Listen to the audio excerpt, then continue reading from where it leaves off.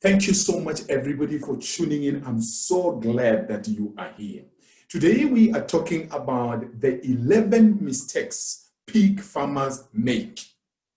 The 11 mistakes pig farmers make. Now, as usual, if you watch this video to the end, I will give you a bonus tip. So I will give you mistake number 12. And I believe that mistake number 12 is one of the most important mistakes that you need to observe, all right? And to avoid where possible, or to solve as soon as possible. So 11 mistakes pig farmers make. I will give you a bonus one, which will be number 12. Watch out for that one. All right. So number one mistake is malnutrition. Malnutrition. This could entail the wrong foods being given to the pigs. It could also entail insufficient food given to the animals, to the pigs. It could also entail that malnutrition takes place because there are so many parasites, such that the pigs spend more time scratching themselves rather than eating. So at the end of the day, they are not healthy. Now, I've seen some pigs. When I go around looking at my clients' projects, there are times when I see that you find a pig, you can literally see the backbone. You can literally see the ribs. It shouldn't be like that. I mean, it's already a sign that this pig will not give you good money on the market. Not only that, if it is a sow, how will it give birth to strong piglets when it's so thin, when it's so skinny? So malnutrition is a big issue. Guys, by now you know that pigs eat. By now you know that pigs eat. They eat. So avoid malnutrition by all means. Mistake number two. Mistake number two is lack of documentation. Quite a lot of pig farmers do not keep records. When you get serious with pig farming, we need to know the history of each of the pigs that you have. What is its history? Where did you get the father? Where did you get the mother of that pig? What are its peculiar characteristics that makes it different from others? Further to that, we also want to see your records, as in how much money you have spent on food, how much you are spending on water, how much you are spending on labor, that is your salaries, your wages, how much you are spending on utilities, how much money are you spending? Keep records. Keep documents for all your pigs. Number three, another mistake that farmers make is failure to manage piglets well. I have seen some of my clients, you find that you get to their piggery and you find a very good looking sow has got one piglet, or it has got two piglets, or it has got three piglets. I'm like, this is such a big sow. Why does it have only one piglet, or two, or three? You may actually be told that no, actually it gave birth to 20 piglets. It gave birth to 15 or 22 piglets. And then what happened? Oh no, it ate the piglets. Or the male ate the piglets. Or the sow herself slept over the piglets. That's a huge mistake. You will make huge losses. Guys, you need to understand that when it comes to piggery, it needs excellent management. One of your greatest secrets of a piggery is to make sure that your pigs are well managed 24/7. So if you see piglets just dying anyhow, it means that you are failing on your management. Mistake number 4 that I have seen is that some people give names to their pigs. Now, I don't have anything against that, but the problem with that is that they will now appear to you like they are pets. You know how it is when you give someone a name or you give something a name, it gets closer to you, gets closer to your heart. And then what happens when it's time for you to dispose of them? You want to let them go. You can't let them go. You want to sell them, or maybe you want to send them to the butchery. You can't do that because you are so much attached. You're so much attached. So giving of names, I think, is a mistake. All right? And number 5, poor shelter. You cannot afford to have poor shelter for your pigs. Some people use very weak fence. By now, I think you know that pigs are very smart animals. They're smart in their behavior. They're even smart upstairs. They think. But there is one thing about pigs. They can be destructive if they decide to. So whatever you are putting in as a shelter, make sure you put something that is durable. That's why in most places, for example, in Botswana, people will actually build using bricks and mortar. And then they can put fence, after having built first. It is a big mistake for you to have a shelter which is shaky, a shelter which looks like it's a temporary shelter. It's very important. So that's a mistake. Mistake number 7 is no plan for medical attention of the pigs, and also no plan for castration, right? If you do not have a plan, then you are planning to fail.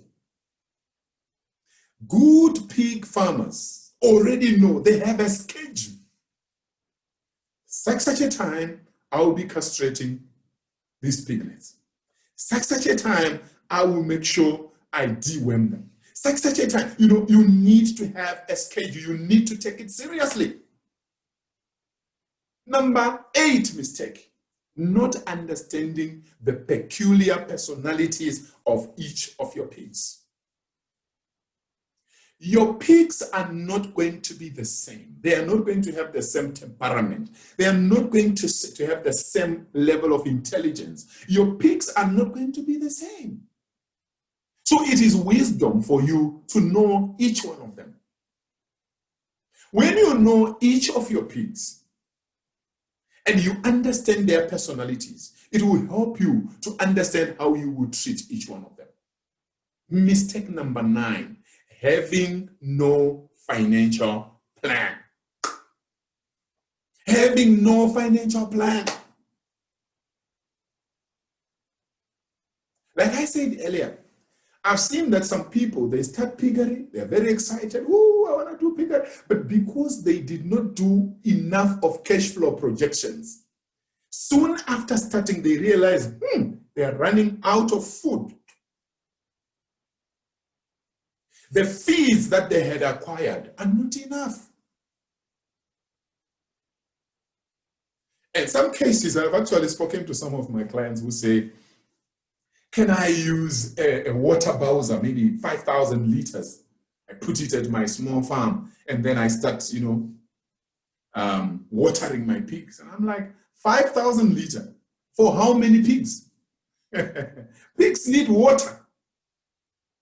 Pigs need water. 5,000 liters is nothing. If you have a farm, you must be considering having a bowl or another clean source of water. Otherwise, you run out of water. You run out of food. You fail to attend to their medical needs. So you need a proper financial plan before. You need proper cash flow projections. You need proper budgets that are realistic before you start. Otherwise, this will link with the mistake of malnutrition, where now you realize that you now patch, you are running up and down, picking any little things that you see everywhere, the same way people do with the John Walker chickens, you know, these chickens that we rear, which can just eat anything, going everywhere. You do the same with your pigs. The problem is when you are now taking the pigs to the butchery, they will weigh very little. And you don't want that. So make sure you have a proper financial plan. Mistake number 10 is giving your pigs bad alternatives of feed. Bad alternatives. Anything that has molds, anything that is rotten is dangerous for your pigs. I've also seen some people who feed their pigs with meat. It's not a good idea. Some people will feed their pigs with raw potatoes. Not a good idea. It's not good for their health. Other people will give their pigs things that are not meant for pigs, like the leaves, the stem of tomatoes. It's not good for your pigs. Yes, you can go out there and begin to use some alternatives, such as maybe cassava, but you need to understand what you are doing. Otherwise, you endanger your pigs. Raw beans is not good for your pigs. All right. And of course, number 11, failure to train your pigs is another mistake. Failure to train your pigs is a big mistake. You see, how do you train your pigs? I know this is a video just talking about the mistakes, but I'm trying to give a bit of some solutions. I'm not going deep into them.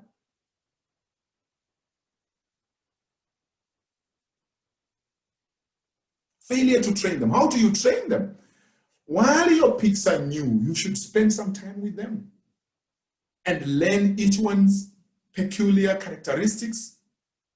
Let them get used to you. You can even end up having your pigs knowing your voice. That helps you because when it comes to managing, maybe you want to castrate the piglets.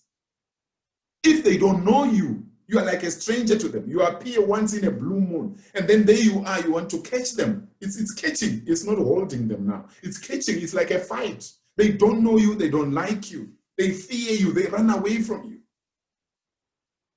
Maybe a sow is pregnant and it needs tender care, but it doesn't know you. How can it trust you?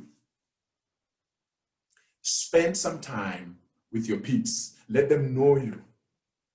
Let them trust you.